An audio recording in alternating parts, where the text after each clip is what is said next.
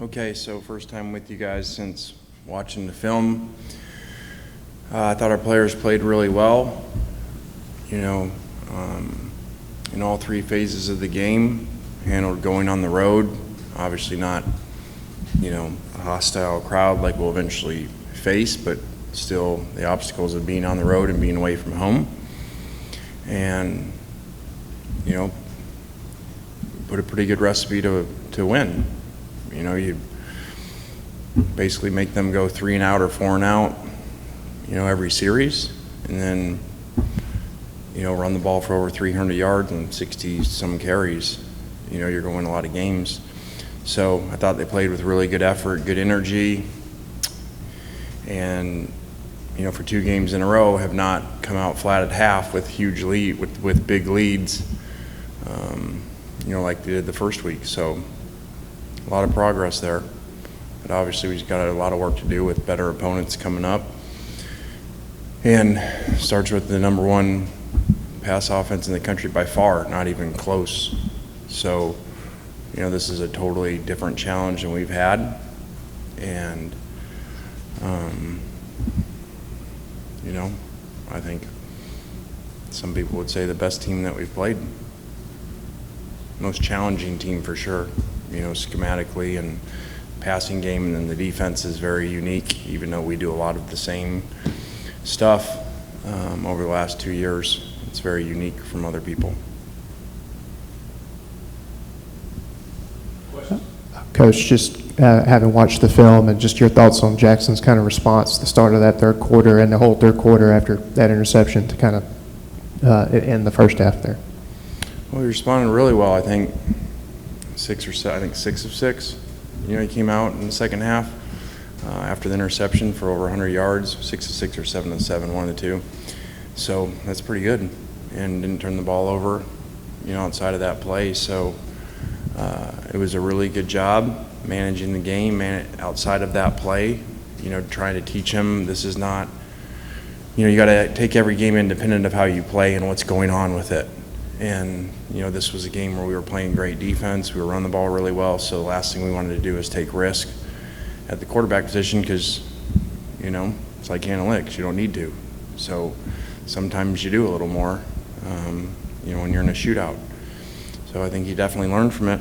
So you don't like bad things to happen, but if they can happen and you can still win and you can learn from them, then they're better they happen then versus, you know, in a 1-score game that you lose.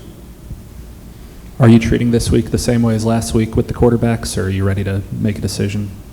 Yeah, we are. I know it's probably not exciting for you guys.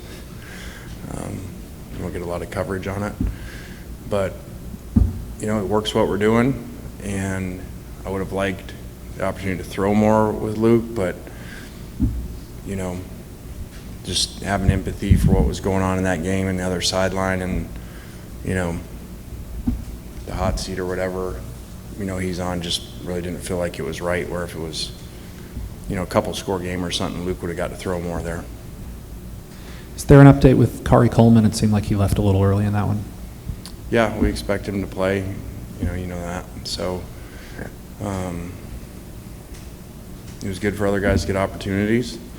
Same with the, you know, targeting, got other people to play, and, you know, we got almost everybody in some form. So that was good.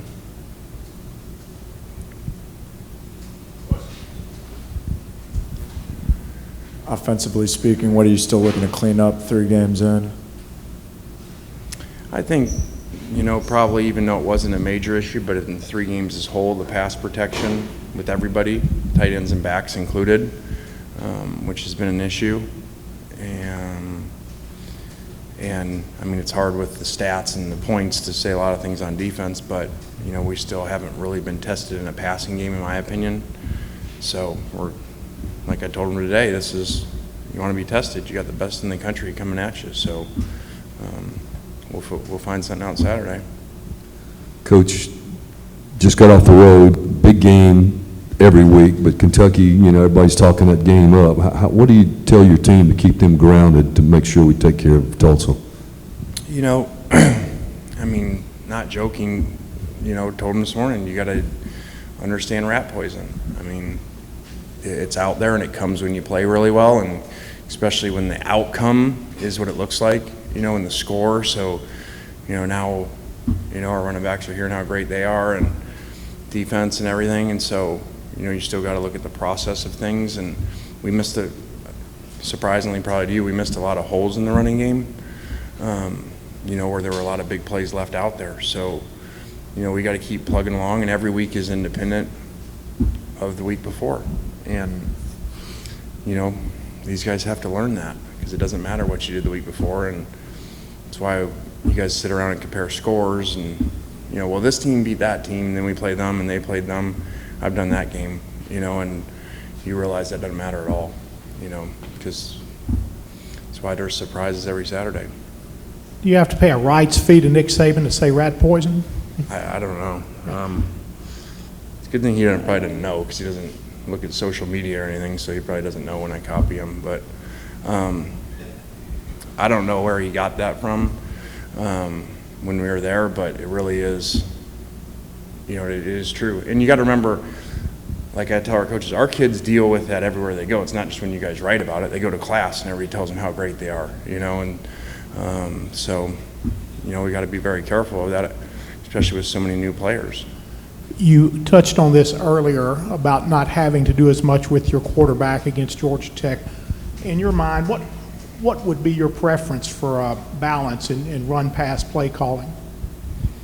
I mean, I say at the end of the year you like to be 50-50, but that's the end of the year, because, again, every game's independent. You got no idea how it's going to go during the game, and you don't know. I thought that game would go that way, probably running-wise, but then you think that sometimes and it doesn't, I don't think anybody would have thought Arkansas would have been whatever it was, 1,200 yards or something, and 52-51, whatever the score was, when you looked at the year before. So, you can't predict those things exactly, and you got to do what's the best to win.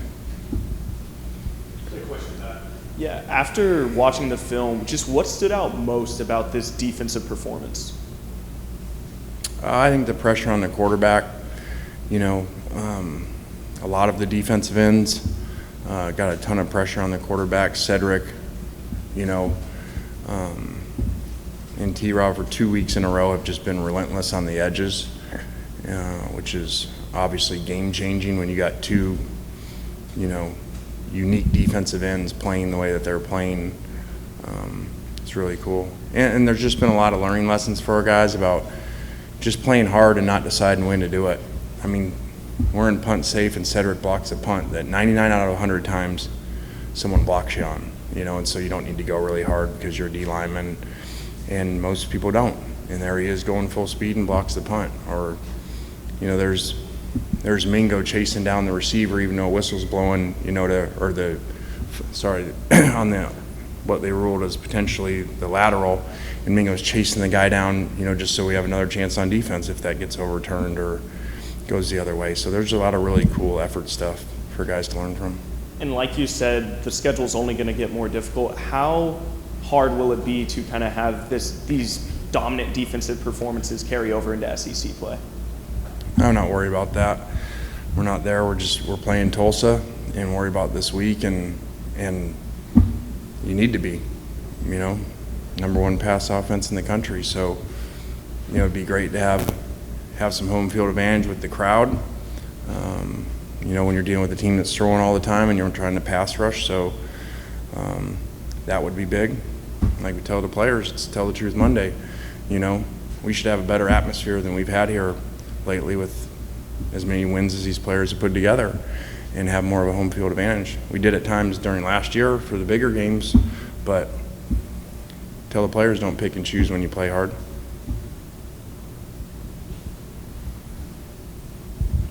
You sort of protected Zach Evans during August, or at least what we got to see. Did you anticipate him being as good as he is? Yeah, I did. I think what's really neat is, and Zach's seen him now, Zach missed some plays. Now, we put a lot of new runs in to give them problems that we hadn't done. So he hadn't had a ton of reps in him. Again, when you have all these new guys, everything is new. So they don't have any stored reps from us from last year when we did things and stuff. So he missed some runs that would have been really big. And if he comes up here, he'll tell you that. That's what's really neat, is that he can even be better and more productive than he's been, which is really special. Another running backs question. I mean, it's easy to see Quenchon now and give him more carries, but what were the traits that you saw from him before he'd ever stepped on the field that kind of made you think, oh, even with Evans and Bentley, he should be getting this many touches?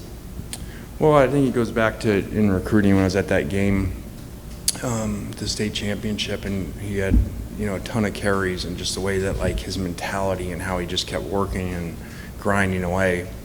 And then you see it in practice and scrimmages and stuff. Even though he missed some time, he's just really elite talent and vision that he ain't teaching vision. So you get really lucky when you have it as a coach, a running back that has it like him, and you can see it. The way he makes people miss before they're like, as they just appear. That's not coachable. Obviously, you haven't had too many freshmen play early your first couple of years, but now that you have guys like Quenchon, guys like Davison that are doing it, is that something that you want to have happen more, or is it just you had two players that naturally were able to play this young? No, we'd really like to not have really unique, great players that play early. I mean, come on. You got to admit that was a bad question. But you are right. We have not had a lot of that, where we've had premier, high school players walk in that are elite players right away. And so to see the running back and, the corner and, Taishima a year ago, that's really special, because then, obviously you have them for longer, minus the portal. So when they're that young and playing that well, that's great, instead of having to always bring people in to fix all the issues. Jackson took on a couple of defenders in the running game. Speaking of running, he won those. But as a coach, do you want him to run as much as sometimes he's inclined to run, or is that something you guys have to talk about being selective? Well, the amount of times he ran was designed, and those were in reads. Some are passes where, hey, rolls out, and when it's not there, he runs. So it wasn't the amount of times in those other third downs or quarterback draws like what you saw Matt like at Tennessee and Mississippi State. So that was something we just put in. I'm fine with that.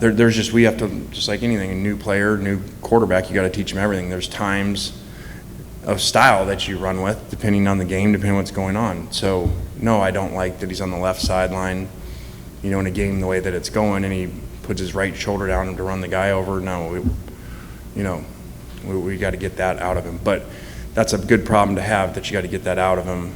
And then he buys into what we talk about, because he hears us talk all the time, +2 mentality, 2 more yards on the sidelines, not running out of bounds. So I guess he took that to heart. We were really talking to the other skilled players.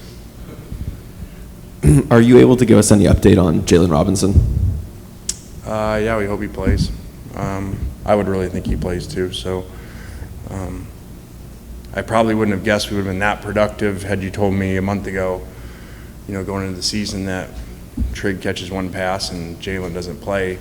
But that's a great thing, to be able to be that productive and guys stepping up and making plays.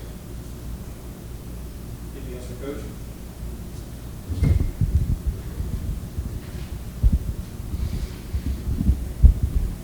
Nick Broker was named SEC Offensive Lineman of the Week. Just how impressive has that transition been to guard, and kind of were you expecting him to be this good? Well, I didn't know he was the player of the week until that, because our SID doesn't tell me those things when we walk up here. I mean, we just walked 5 minutes from the field and he didn't tell me a thing about it, so thank you. When the team plays well, when a unit plays well, individual awards come, and he did play really well on top of that. And he's just one of those guys like that. It was so great he came back, which is new nowadays, because everybody just leaves even when they don't get drafted. So the style that he plays with and the adjustment of position, it's just great to be able to point out to the other guys. Anything else for Coach? All right, thanks.